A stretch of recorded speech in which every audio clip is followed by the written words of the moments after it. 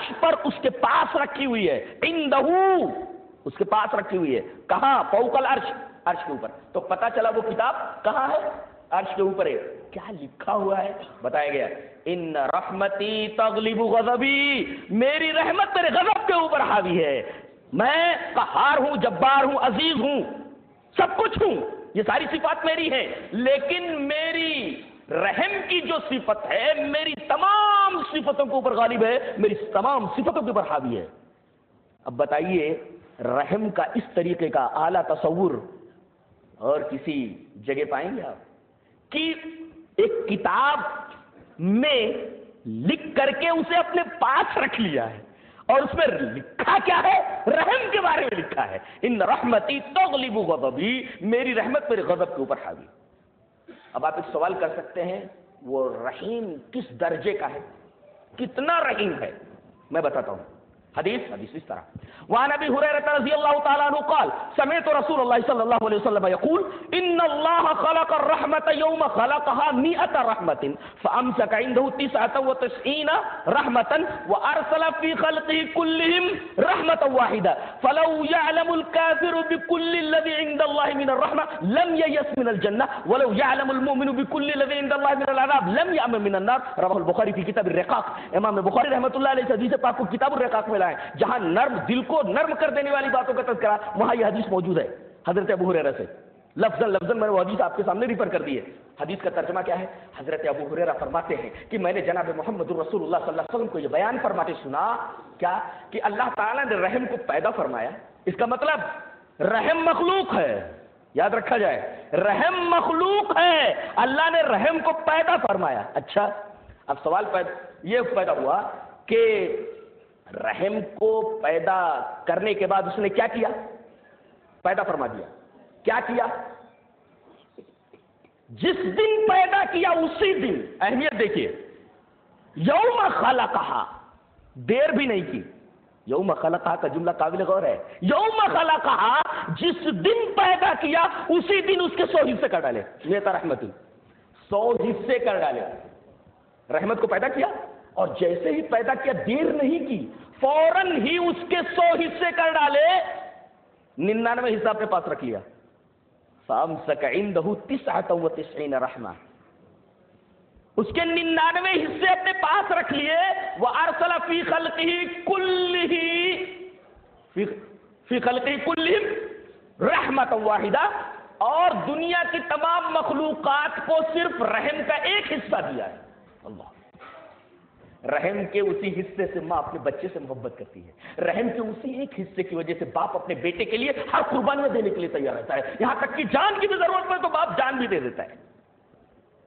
اور اسی رحم کے ایک حصے کی وجہ سے ایک جانور دوسرے جانور کے اوپر رحم کرتا ہے، جانور اپنے بچے کے اوپر رحم کرتا ہے۔ جب ایک رحم کی وجہ سے ماں باپ اپنے بچے کے لیے ساری قربانیاں دینے کے لیے تیار ہو جاتے ہیں صرف رحم کے ایک حصے کی وجہ سے، بتائیے جس کے پاس 99 رحم کے حصے ہیں اس کی رحمت کے کیا عالم ہوگا؟ سوچ بھی نہیں سکتے ہیں آپ سوچ بھی نہیں سکتے۔ اور آگے فرمایا گیا رحمت کو سمجھ نہیں سکتے تم، ایک تمثیل سے سمجھو، تمثیل دی گئی، فَلَوْ يَعْلَمُ الْكَافِرُ، کافر کے بارے میں ہمیشہ جہنم میں جائے گا، ہمیشہ جہنم میں رہے گا، یہ تو طے ہے۔ فَلَوْ يَعْلَمُ الْكَافِرُ بِكُلِّ الَّذِي عِندَ اللَّهِ مِنَ الرَّحْمَةِ، تمثیل کتنی خوبصورت ہے، یعنی اندازہ نہیں کر سکتے، ایک تمثیل سے سمجھو۔ فَلَوْ يَعْلَمُ الْكَافِرُ بِكُلِّ الَّذِي عِندَ اللَّهِ مِنَ الرَّحْمَةِ، اگر کافر کو معلوم ہو جائے کہ اللہ کے پاس رحم کتنا ہے تو جنت سے مایوس نہیں ہوگا، لم ییأس من الجنہ، اسے امید بند چلے گی کہ مجھے بھی جنت مل جائے گی، یہ عالم اس کی رحمت کا۔ تو یہ تو اس کی رحمت کا عالم ہے۔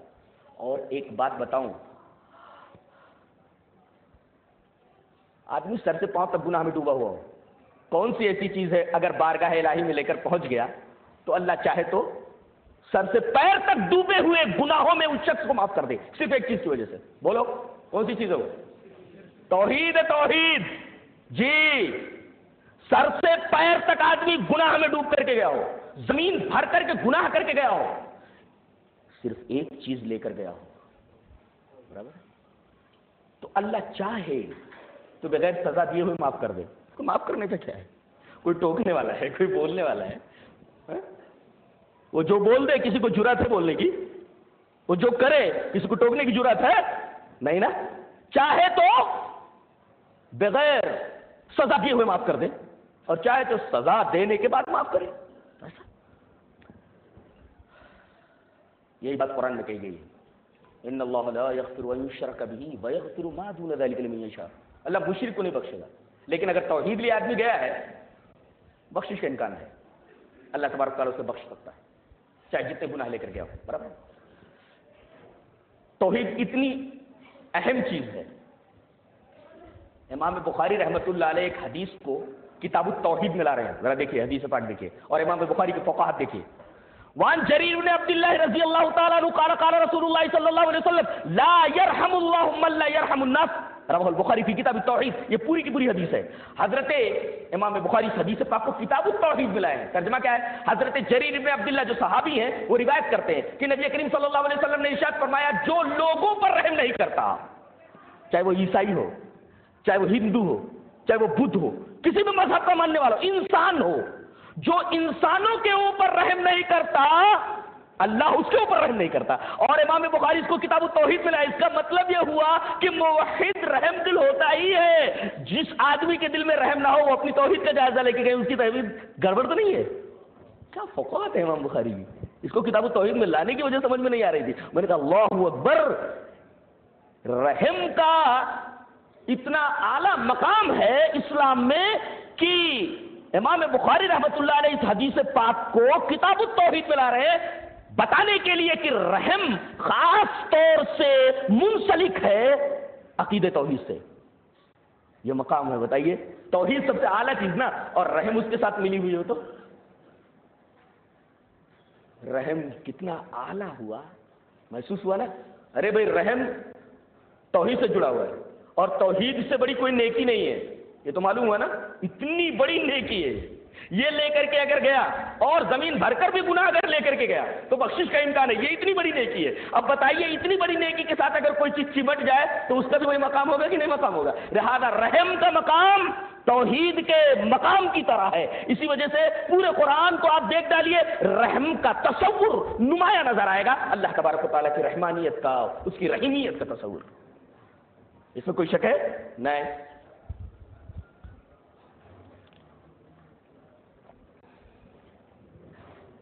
تو وہ رحمان ہے اور رحیم ہے. اچھا جس کے اوپر اس نے کتاب اتاری ہے وہ کیسا ہے؟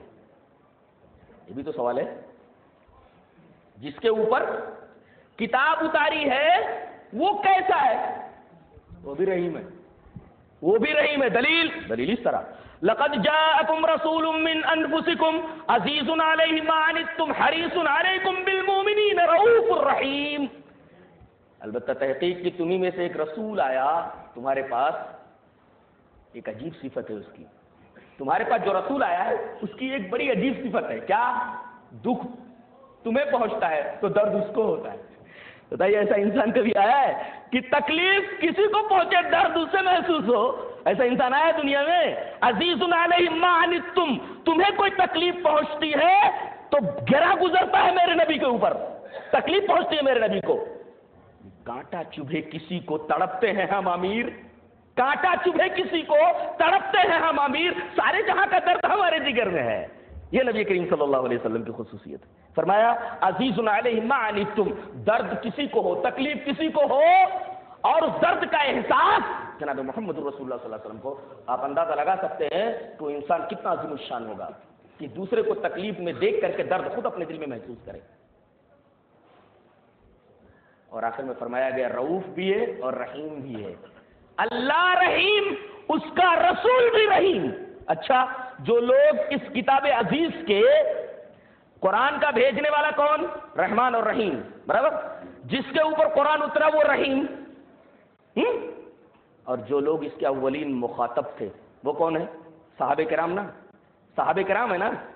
وہ کون تھے؟ ان کی صفت کیا ہے؟ صفت دیکھیے محمد الرسول اللہ والذین معه اشداء علی الکفار رحماء بینہم. فرمایا گیا محمد اللہ کے رسول ہے صلی اللہ علیہ وسلم، اور جو آپ کے ساتھ ہیں وہ کفار کے اوپر تو سخت ہیں.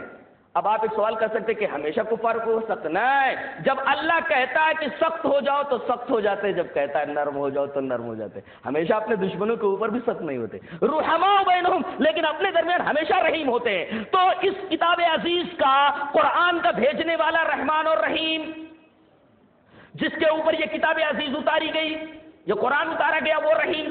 اس کے جو اولین مخاطب تھے وہ رحیم. اور یہ کتاب کیسی ہے؟ یہ کتاب کیسی؟ ہدی و رحمہ. یہ کتاب خود رحمت ہے. اب بتائیے، جو کتاب از اول تا آخر رحمت ہو، اس کے بارے میں یہ بولنا کہ یہ فتنوں کو ہوا دیتی ہے، یہ دنیا کا بدترین جھوٹ ہے اور یہ بدترین انصاف نہیں ہے، ظلم ہے یہ قرآن کے پاس. جس کا بھیجنے والا رحمان الرحیم، جس کے اوپر کتاب اتاری گئی وہ رحیم، جو اس کے اول مخاطب تھے وہ رحیم، اس کتاب کی خود صفت رحمت ہے. اس کتاب کے بارے میں اس طریقے کی بات کہنا، کہنے والے کے عقل کے دیوالیہ پن کی دلیل ہے. عقل سے پیدل ہے، عقل سے دیوالیہ ہے.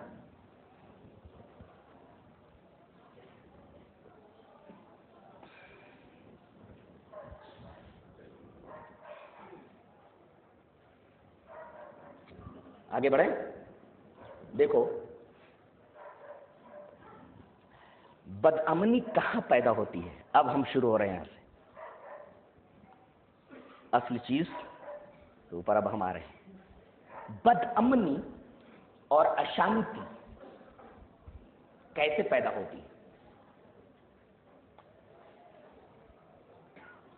تعصب سے اور ظلم سے. تعصب سے اور ظلم سے. ظلم اور تعصب میں فرق ہے. ظلم کا مطلب ہے مستحق کو اس کا حق ہی نہ دیا جائے، یہ ہے ظلم. اور تعصب جتنا حق ہوتا ہے اتنا نہ دیا جائے، یہ تعصب ہے. ظلم کسے کہتے ہیں؟ اسے حق ہی نہ دیا جائے، یہ ظلم ہے. اور تعصب کسے بولتے ہیں؟ جتنا حق ہے اتنا نہ دیا جائے، یہ تعصب ہے.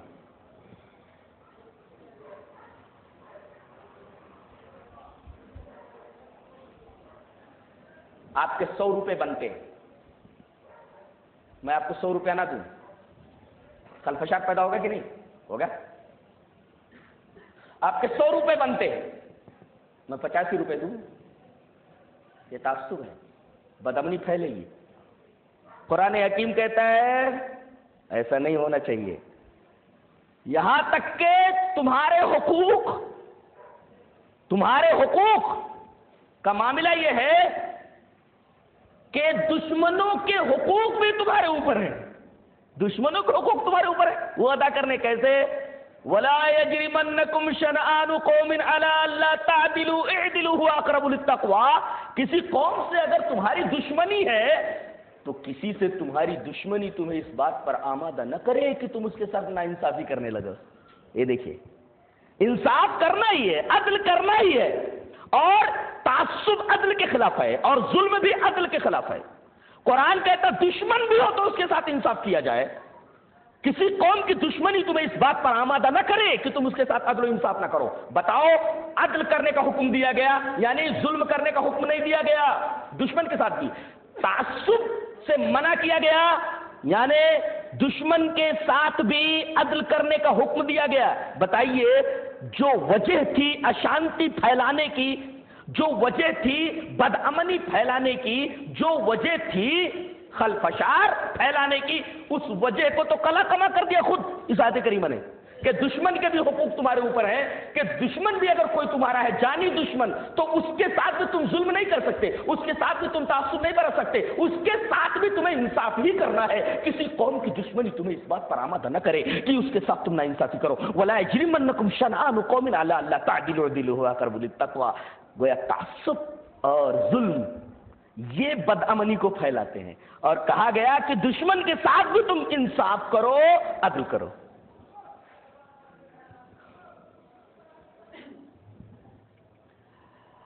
اور کہاں بدامنی پھیلتی ہے؟ ہماری ایک کتاب ہے، یہ قرآن حکیم، برابر؟